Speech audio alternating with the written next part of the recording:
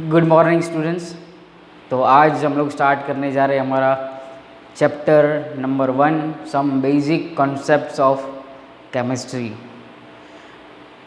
आज का लेक्चर हम लोग स्टार्ट करें उससे पहले सबसे पहले तो आप लोगों के पास टेक्स्ट बुक और नोटबुक जो है वो साथ में होना चाहिए। नोटबुक साथ में रखना। जो भी यहाँ पे मैं आज बोर्ड वर्क करूँगा वो आपकी नोटबुक में आप लोग लिखते रहना, क्योंकि सेल्फ नोट्स जो हैं वो केमिस्ट्री के अंदर बहुत ही इम्पॉर्टेंट होते हैं। 10th में आप लोगों ने जो अगर सेल्फ नोट्स बनाए होंगे तो एक इम्पैक्ट आता है उसका, सेल्फ नोट्स का, क्योंकि आप वहाँ से खुद ही लिखते हो और बाय अंडरस्टैंडिंग वो आप लोग लिखते जाते हो।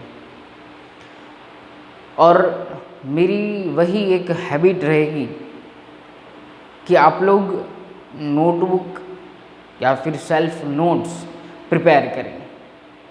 उसका सबसे बड़ा बेनिफिट ये मिलता है, एग्ज़ाम टाइम पे आप लोगों को अगर फास्ट रिवीजन करना है तो ये सेल्फ नोट्स बहुत ही काम आते हैं हमें।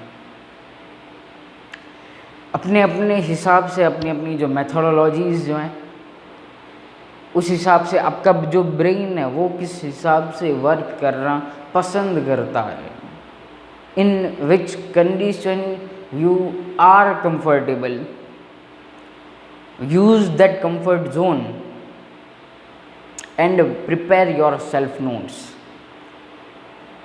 लास्ट लेक्चर के अंदर मैंने वही आप लोगों को बताया था कि chemistry is full of logics and concepts. और फिर मैंने आप लोगों को बहुत ही इंट्रोडक्शन दिया था, छोटा सा एक इंट्रोडक्शन था जहाँ पे हम लोगों ने किया था बेसिक डेफिनेशंस। होप आप लोगों ने सभी ने वो डेफिनेशंस बाय हार्ट कर ली होंगी।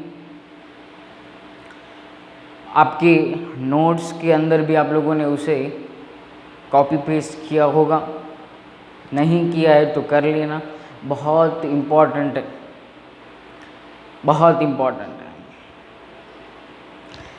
तो आज का लेक्चर रहेगा थोड़ी बहुत फिर से वही बेसिक सी बातें मैं आज थोड़ी बहुत करने वाला हूँ। थोड़ी बहुत इनमें से आप लोगों ने पढ़ ली होंगी और थोड़ी बहुत आप लोगों को आज नई इन्फॉर्मेशन भी मैं आज दूंगा। लेकिन उससे पहले मैंने आप लोगों को लास्ट लेक्चर के अंदर ऐसा बोला था कि जो चैप्टर की स्टार्टिंग है उसके अंदर लिखा हुआ है development of chemistry. Development of chemistry मतलब केमिस्ट्री कैसे डेवलप हुआ, कहाँ से, किन साइंटिस्ट ने, किन ऋषि मुनियों ने ऐसे जो रिसर्च थे उनके ऊपर किया और फिर केमिस्ट्री डेवलप हुआ। टेक्स्ट बुक साथ में होगी तो 2-2.5 पेज पूरा डेवलपमेंट के बारे में ही लिखा है। रीड नहीं किया है तो कम से कम 2 बार तो रीड करना ही है, कम से कम 2 बार। फिर आप लोग नेक्स्ट कंसेप्ट के ऊपर जाना।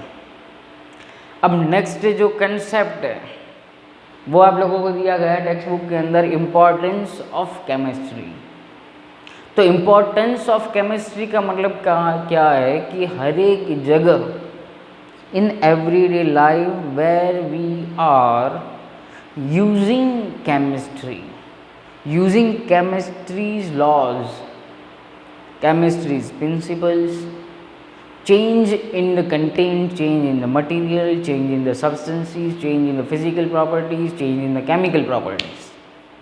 Each and everything related or in surrounding us is chemistry, is dependent on chemistry. वो वहाँ पे दिया गया है, मतलब डिफरेंट ब्रांचेस जो हैं केमिस्ट्री की, लाइक मेडिसिनल केमिस्ट्री। आप इम्पॉर्टेंस ऑफ ए केमिस्ट्री के अंदर जाएंगे तो वहाँ पे सेकंड पैराग्राफ के ऊपर आ जाओ और उस सेकंड पैराग्राफ के अंदर आप लोगों को जो लास्ट 4 लाइंस दी गई हैं वहाँ पे जाना है।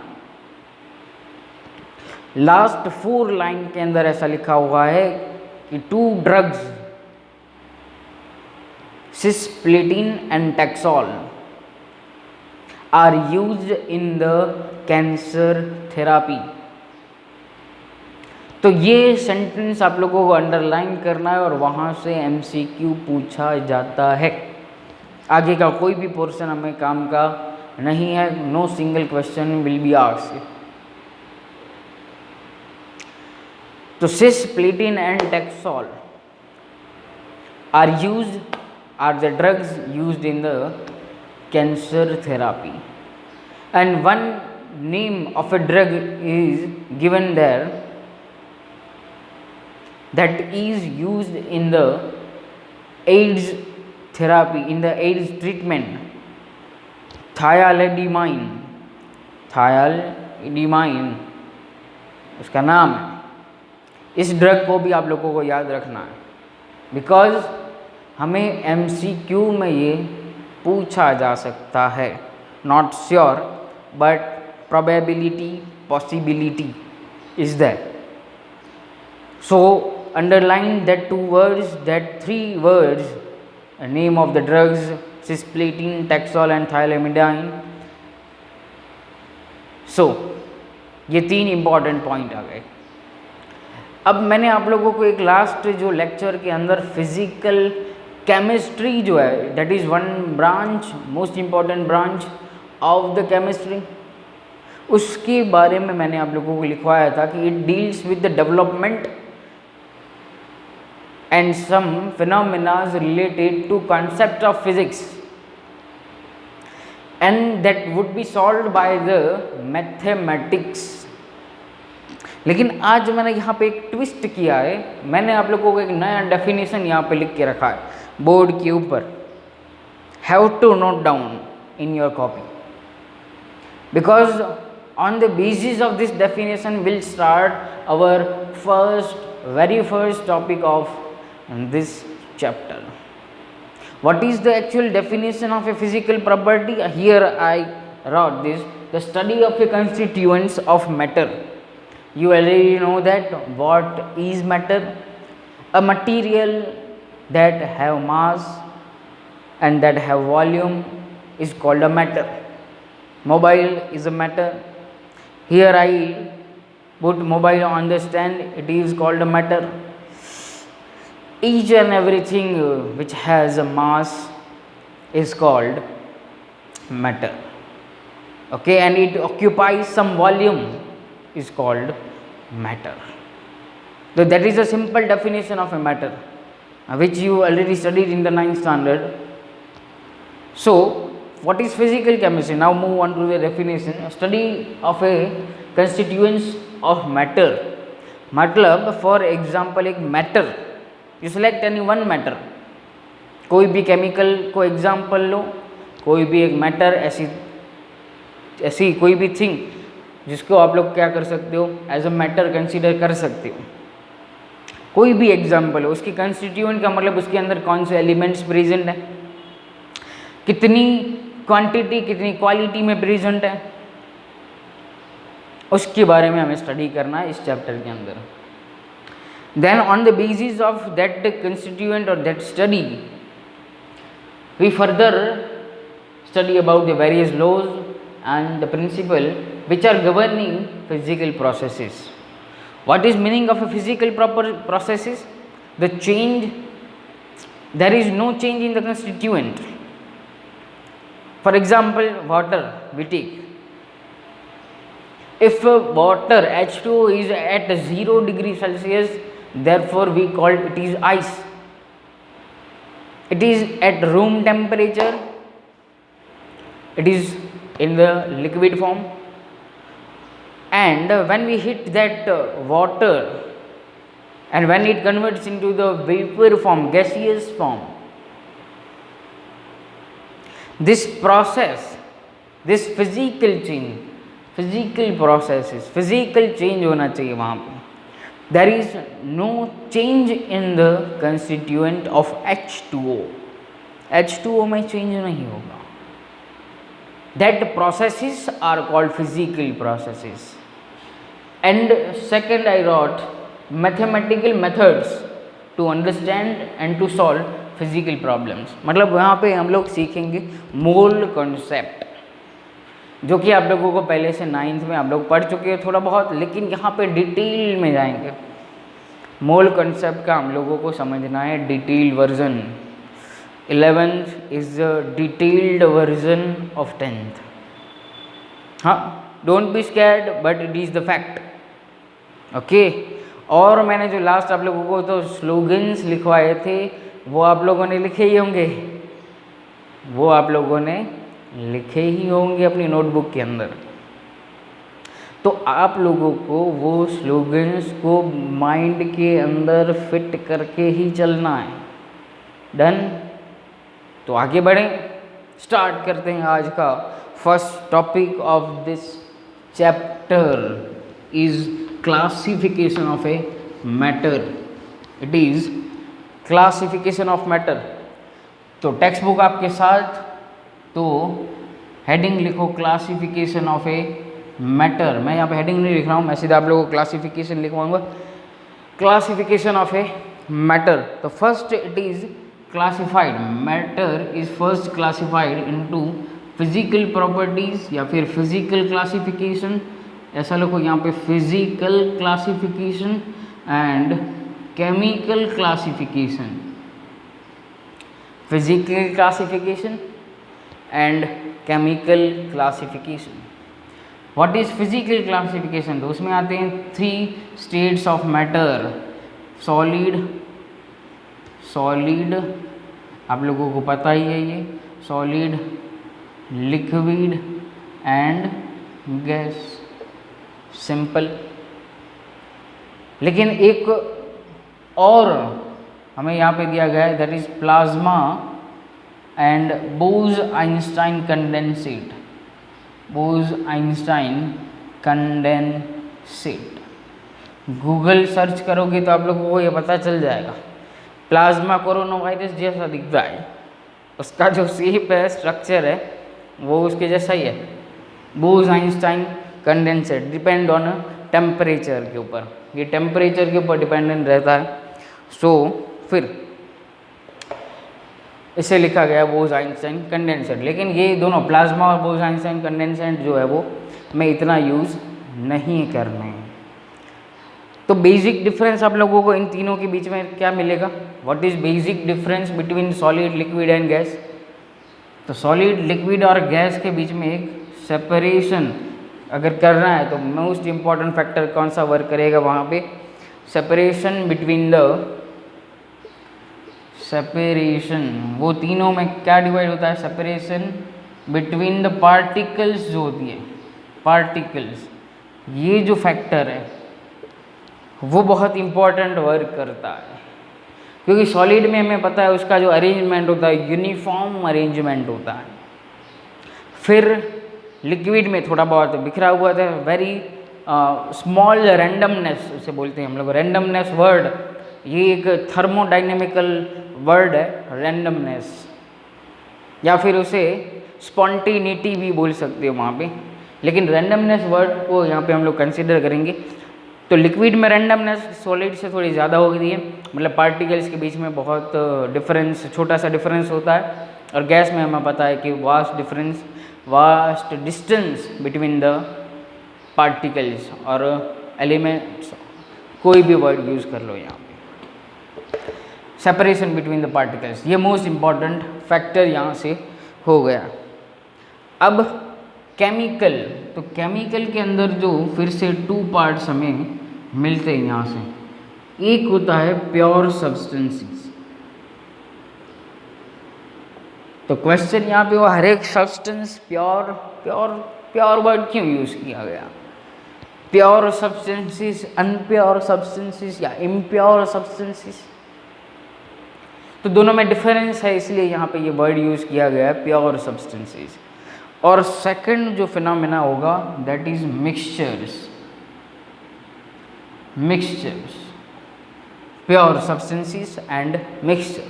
तो अभी समझते हैं कि प्योर सब्सटेंसेस में क्या डिफरेंस होता है और मिक्सचर के अंदर क्या डिफरेंस होता है। तो प्योर सब्सटेंसेस का मतलब क्या होगा? यहाँ पे फिक्स्ड कंपोजिशन होता है, फिक्स्ड कंपोजिशन में जाता है वो।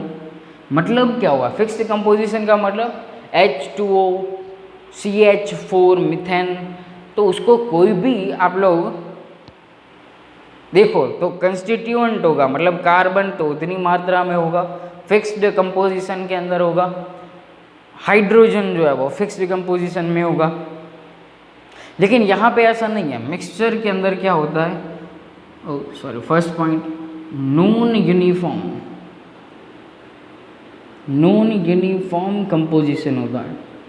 नॉन यूनिफॉर्म कंपोजिशन का मतलब क्या होगा कि फॉर एग्जांपल हमने ले लिया यहाँ पे वाटर प्लस सॉल्ट, मतलब दोनों का कंपोजिशन फिक्स नहीं है। अगर मान लो मैं एक ग्लास हम लोगों ने ले लिया पानी का, तो उसके अंदर हम लोग 1 चम्मच भी सॉल्ट डाल सकते हैं, 2 चम्मच भी डाल सकते हैं, 6 चम्मच भी डाल सकते हैं। तो मतलब वहाँ पे चेंजेस मिलते रहेंगे, मिक्सचर हो जाएगा वहाँ पे। लेकिन उस मिक्सचर के अंदर composition is not equal. Possibility है वो हमारे ऊपर है, हम लोग किस टाइप का एक्सपेरिमेंट करना चाहते हैं। डन। तो ये फर्स्ट पॉइंट हो गया। एक प्योर सब्सटेंस के अंदर फिक्स्ड कंपोजिशन रहता है हर एक एलिमेंट का। यहाँ पे CH4, H2O, CO2 एट्सेट्रा। यहाँ पे एग्जाम्पल लिख दो आप लोग, salt plus water, not fixed, it may be variable.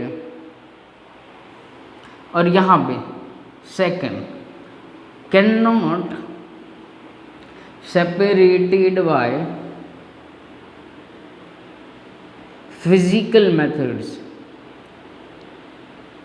Physical method से इन लोगों को डिफरेंशिएट नहीं किया जा सकता। फॉर एग्जाम्पल H2O है और उसके अंदर हमें हाइड्रोजन और ऑक्सीजन को अलग करना है, तो फिजिकल का मतलब अगर इसको हम लोग टेम्परेचर दें तो हाइड्रोजन और ऑक्सीजन डिफरेंट नहीं होंगे, मतलब सेपरेट नहीं हो जाएंगे,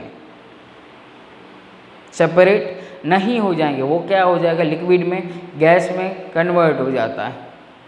लेकिन अगर इसको हिट दिया गया, सॉल्ट और वाटर के जो मिक्सचर बना हुआ है, तो उसको हिट करेंगे तो सॉल्ट अलग हो जाएगा और वाटर जो है वो वेपर के अंदर कन्वर्ट हो जाएगा। तो मतलब यहाँ पे सेकंड पॉइंट ये हो गया कि it can be separated by particular methods, क्योंकि हर एक के लिए सेम मेथड यूज़ हो ऐसा पॉसिबल नहीं है। पर्टिकुलर मेथड्स यूज़ होंगे, किसी के लिए सब्लिमेशन यूज़ होता है, किसी के लिए डीकम्पोजिशन मेथड यूज़ होता है, डिस्प्लेसमेंट यूज़ होता है, डबल डिस्प्लेसमेंट यूज़ होता है, depends on reaction, depends on reactants.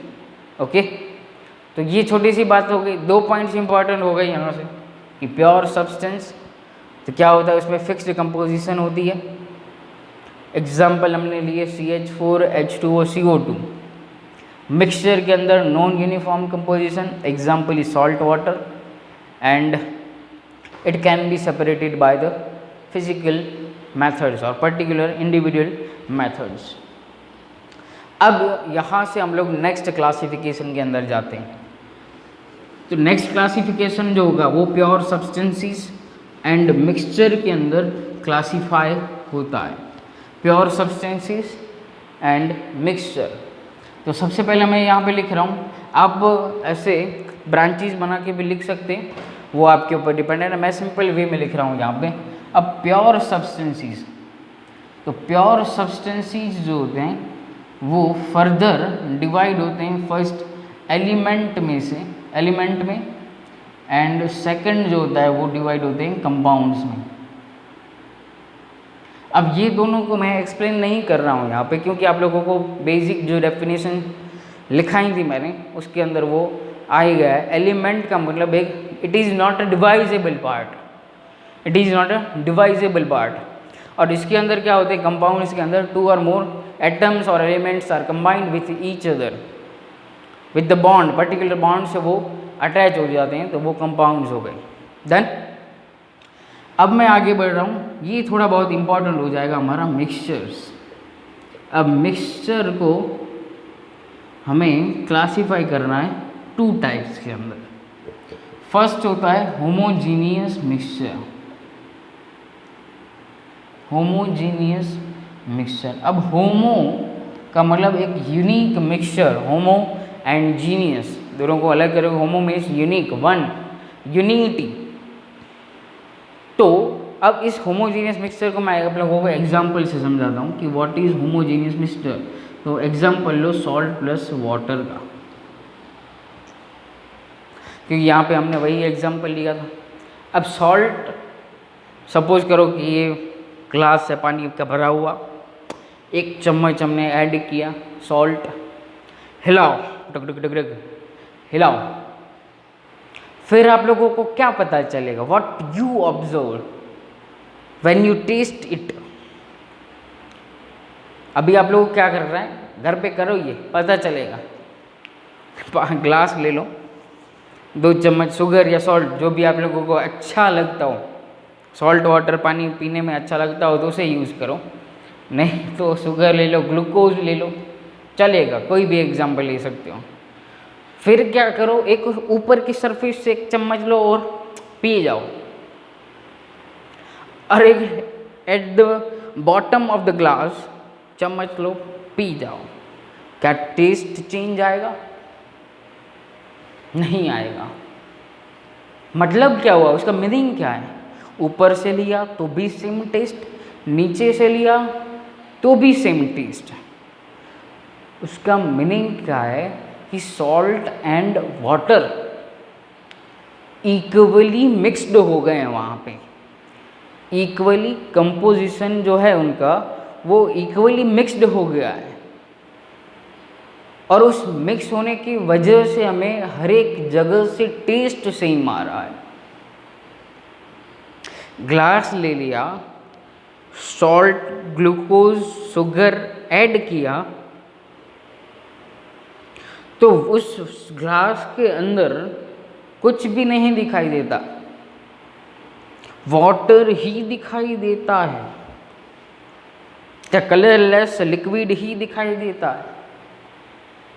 फिर जब आप लोग फिजिकल प्रोसेसेस करते हैं तब आप लोगों को पता चलता है कि इसके अंदर ग्लूकोज ऐड किया गया है, इसके अंदर शुगर ऐड की गई है, इसके अंदर सॉल्ट ऐड किया गया है, इसके अंदर एसिड ऐड किया गया है, इसके अंदर बेस ऐड किया गया है। जादू नहीं होता है, देख के पता चल गया दिस इज ग्लूकोज सॉल्यूशन, नहीं, जादू नहीं है। केमिस्ट्री में जादू कभी कभार नहीं होते, ऐसे जादू नहीं होते, बाकी आगे मैं जादू दिखाऊंगा, केमिस्ट्री के भी होते हैं जादू। तो यहाँ से आप लोगों को जो ट्रांसपेरेंट सॉल्यूशन मिलता है, कोई भी एक ट्रांसपेरेंट सॉल्यूशन ले लो, वो होमोजीनियस होगा, उसे हम लोग कहेंगे होमोजीनियस मिक्सचर। अंडरस्टैंड? बहुत ही बेसिक एग्जाम्पल ले रहा हूँ मैं, जो रूटीन लाइफ में हम लोग एग्जाम्पल वो यूज़ करते हैं। We are most familiar with this solutions.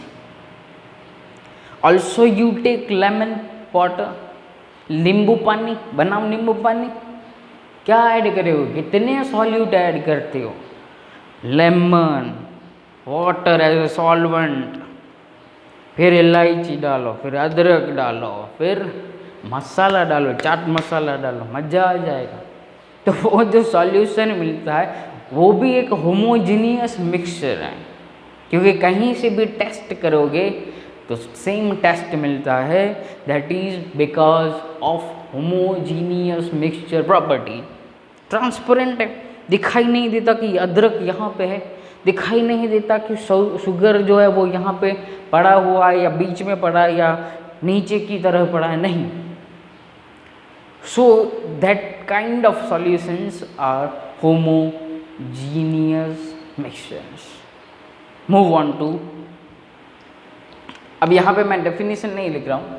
Now move on to heterogeneous, HETERO, heterogeneous mixture। अब भाई heterogeneous mixture है तो ऊपर वाला ट्रांसपेरेंट था तो ये ट्रांसपेरेंट नहीं होगा, दिखाई देगा। एग्जाम्पल लो, एक एग्जाम्पल वाटर प्लस ले लो सैंड, डायरेक्ट पता चल जाएगा कि ये होमोजीनियस नहीं है, हिट्रोजीनियस है। Why it is heterogeneous? तो भाई हमें दिखाई देता है सैंड, मान लो 1 चम्मच भर के धूल, रेती, मिट्टी डाल दी उसके अंदर, पानी के अंदर, वही 1 गिलास पानी ले लो, एक्सपेरिमेंट करो तो मज़ा आ जाएगा। लेकिन यहाँ पे एक बात ध्यान देने वाली ये है कि कुछ छोटे पार्टिकल्स जो होते हैं सैंड के, वो क्या करेंगे, फ्लोट करेंगे इन द वाटर। और उस टाइप के हम लोगों को सॉल्यूशंस जो हैं वो हम लोग 12th के अंदर पढ़ने हैं। That kind of solutions are colloidal solutions. You may heard this word colloidal, okay, लेकिन अभी नहीं मैं एक्सप्लेन करूँगा उसको, हम लोग बाद में करेंगे। Water plus sand is called heterogeneous mixture. Understand, fully understand. तो टेक्स्ट बुक में ये थोड़ा बहुत आप लोग देखो, ऊपर राइट हैंड साइड आप लोगों को दिया गया है, राइट हैंड साइड के ऊपर पूरा दिया गया है, आगे पीछे right hand side left hand side change हो सकता है। नोट्स आप लोगों को मिल जाएंगे, मेरे खुद के लिखे हुए हैं ये notes, so don't worry. Chemistry easy subject, easy to understand, okay. अब जाएं आगे, तो हम लोग नेक्स्ट टॉपिक के ऊपर जाते हैं, दैट आर प्रॉपर्टीज़। हम 2 टाइप की प्रॉपर्टीज़ को ऑलवेज पढ़ते हैं। एक होता है physical properties and second is a chemical properties. Second क्या होता है, केमिकल प्रॉपर्टीज़।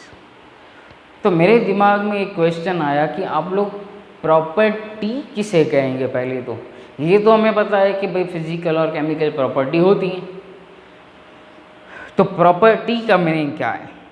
तो प्रॉपर्टी एक कैरेक्टरिस्टिक है कोई भी एक केमिकल कंपाउंड की। अब वो कैसी कैरेक्टरिस्टिक्स है, तो अपना ही एग्जांपल लो। आप लोग यहाँ पे देख रहे हो ये वीडियो, तो आप लोगों को खुद की कैरेक्टरिस्टिक्स डिफरेंट्स हैं। हर एक वर्ल्ड के ऊपर जितने भी ह्यूमन बींग्स प्रेजेंट हैं उन सभी की कैरेक्टरिस्टिक्स डिफरेंट है। कोई का नेचर अच्छा है, स्ट्रॉन्ग नेचर है, किसी का अच्छा नेचर है, किसी का जॉली नेचर है, किसी का मस्तीखोर नेचर है। तो ये सभी क्या है, that are the characteristics of particular individual human being. तो वैसे ही केमिकल्स की जो कैरेक्टरिस्टिक्स हैं और उनके ऊपर से हम लोग आइडेंटिफाई करते हैं कि भाई इस केमिकल का नेचर ऐसा होना चाहिए, और फिर उन नेचर को डिटरमाइन करने के लिए we use this 2 kind of properties, physical properties and chemical properties. अब फिजिकल प्रॉपर्टी का मतलब क्या है, देखो फिजिकल चेंजेस डायरेक्टली मिल जाए हमें। हेडिंग लिखो फर्स्ट, फिजिकल प्रॉपर्टी के ऊपर जाते हैं। मतलब वाटर का एग्जांपल मैं इसीलिए ले रहा हूँ। वाटर अगर मान लो इसको हीट किया तो हम लोग क्या मेज़र करते हैं, बॉइलिंग पॉइंट। बॉइलिंग पॉइंट हम लोग मेज़र करते हैं। आप लोगों के 11th के प्रैक्टिकल में ये बॉइलिंग पॉइंट का प्रैक्टिकल भी है। H2O जब हम लोग इसको हीट देते हैं तो बॉइलिंग पॉइंट मेज़र हम लोग करते हैं। मतलब देखो देयर इज़, अब सिंपल फिजिकल प्रॉपर्टी का मीनिंग क्या याद रखो आप लोग, there is no change in composition. Composition में कोई भी चेंज ना हो, लेकिन ओनली चेंज इन प्रॉपर्टी,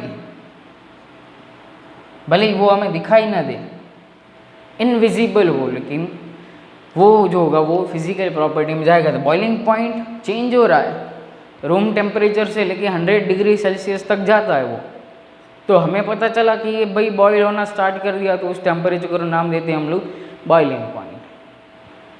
लेकिन in the constituent of water there is no change, H2O ही रहेगा। तो उस टाइप की जो प्रॉपर्टीज़ हैं उसे नाम देते हैं हम लोग फिजिकल प्रॉपर्टीज़। एक बॉइलिंग पॉइंट हो गया, फ्रीजिंग पॉइंट ले लो, FP शॉर्ट फॉर्म याद रखना, FP मेरी थोड़ी सी हैबिट है, थोड़ा बहुत मैं शॉर्ट फॉर्म लिखता रहता हूँ। फ्रीजिंग पॉइंट है। डेंसिटी जो है, डेंसिटी ये भी क्या है, फिजिकल प्रॉपर्टी है। आप 1000 ml वाटर ले लो या 1 लीटर ले लो या 1 लाख लीटर ले लो, डेंसिटी तो सेम रहेगी। फिर आप लोग कोई भी ले लो, मेलिएबिलिटी ले लो। मेलिएबिलिटी 10th स्टैंडर्ड में आ गया ये, easily converted into simple sheets. Malleability, ductility, ductility देख लो कोई भी मेटल के बारे में, ये दोनों प्रॉपर्टी। हथौड़ा मारो चेंज हो जाए तो मेलिएबिलिटी है, सिंपल। ना हो तो और कुछ होगा। तो ऐसी जो प्रॉपर्टीज़ हैं वो जाएंगी हमारी फिजिकल प्रॉपर्टीज़ में। एक दो एग्जांपल और लिख लो यहाँ पे इसका। अगर मान लो कि ऑर्डर हम लोग लिखें तो भी ऑर्डर सेम होगा, कलर भी सेम होता है, डन। तो ये सभी जो है वो फिजिकल प्रॉपर्टीज़ के अंदर जाएंगी। आगे बढ़ें। Next is a chemical property. अब केमिकल प्रॉपर्टी तो इससे ऑपोजिट होती है, ऑलवेज याद ही होना चाहिए आप लोगों को। केमिकल प्रॉपर्टी, तो केमिकल प्रॉपर्टी का मतलब क्या है, there is change in composition, वहाँ पे चेंज मिलता है, change in composition, change in composition मिलेगा। तो मतलब क्या होगा कि फॉर एग्जांपल पानी बनाते हैं, H2 gas plus 1/2 O2 gas gives H2O liquid. मतलब देखो इनिशियली हाइड्रोजन और ऑक्सीजन तो हाईली फ्लेमेबल गैसेस हैं दोनों, इन दोनों को मिक्स कर देंगे तो ये पानी बुझाने वाला बन जाएगा। ये आग लगाते हैं, ये आग बुझाता है। तो ये सभी जो एग्जांपल्स है वो कैसे है, यहाँ पे कंस्टिट्यूएंट चेंज हो गया, H2 कन्वर्ट हो गया यहाँ पे H2O में, वो दोनों मिलके यहाँ पे H2O बना दिया। There is change in the composition. Ammonia बनाते हो आप लोग, N2 gas plus 3H2 gas gives 2 moles of NH3 gas. तो ये भी क्या है, केमिकल चेंज है। मतलब ऐसी प्रॉपर्टीज़ जो डायरेक्टली विजिबल हों, तो ये सभी प्रॉपर्टीज़ क्या हो जाएंगी, केमिकल प्रॉपर्टीज़ हो जाएंगी। डन, ये बात हो गई। अब यहाँ से मैं आप लोगों को, अब तक आप लोगों ने ये दोनों वर्ड्स नहीं सुने होंगे, ये तो 2 प्रॉपर्टीज़ मेन प्रॉपर्टीज़ हैं, लेकिन इसके सिवा एक और दो और प्रॉपर्टीज़ हैं। First is extensive property, most important है, याद रखनी है। आप लोगों ने ये बात कभी नहीं सुनी है, सो यू याद रखो। Extensive property and intensive property, actually ये इस चैप्टर का पार्ट नहीं है, this is a part of A chapter number 6 thermodynamics. लेकिन मैं इसको यहाँ पे क्यों ले रहा हूँ, क्योंकि यहाँ पे थोड़ा बहुत बेसिक हमें आएगा नेक्स्ट इसका जो टॉपिक है उसके ऊपर। एक्सटेंसिव आर मास डिपेंडेंट, मतलब ऐसी प्रॉपर्टीज़ जो मास चेंज होने पे चेंज हो जा रही हो, मास और वॉल्यूम चेंज हो कर दें तो वो प्रॉपर्टी चेंज हो जाए, तो वो एक्सटेंसिव प्रॉपर्टी में आ जाती है। फॉर एग्जांपल देखो, वेट हम लोगों ने चेंज कर दिया, weight is a extensive property. तो कोई भी कंपाउंड लो या अपना खुद का एग्जांपल लो, तो वेट चेंज हो गया, वेट इंक्रीजेस और मे बी डिक्रीजेस, तो चेंज हो गया उस प्रॉपर्टी के अंदर, तो डिपेंड करती है मास के ऊपर। लेकिन अगर मैं यहाँ पे डेंसिटी ले लूँ, density that is intensive property. Intensive का मतलब है नॉट डिपेंडेंट ऑन मास, मास के ऊपर डिपेंडेंट नहीं है ये। ओके, डेंसिटी पानी ले लो कितना भी, लाखों लीटर ले लो या 1 ml ले लो, तो डेंसिटी वाटर की कभी चेंज नहीं होती है। तो इंटेंसिव और एक्सटेंसिव प्रॉपर्टी का मीनिंग ये हुआ यहाँ से। ओके, इंटेंसिव प्रॉपर्टी के एग्जांपल लिख दो यहाँ से, बॉइलिंग पॉइंट, ये फ्रीजिंग पॉइंट कभी भी चेंज नहीं होते, एट्सेट्रा। यहाँ पे वेट एंड वॉल्यूम लिख दो, एट्सेट्रा।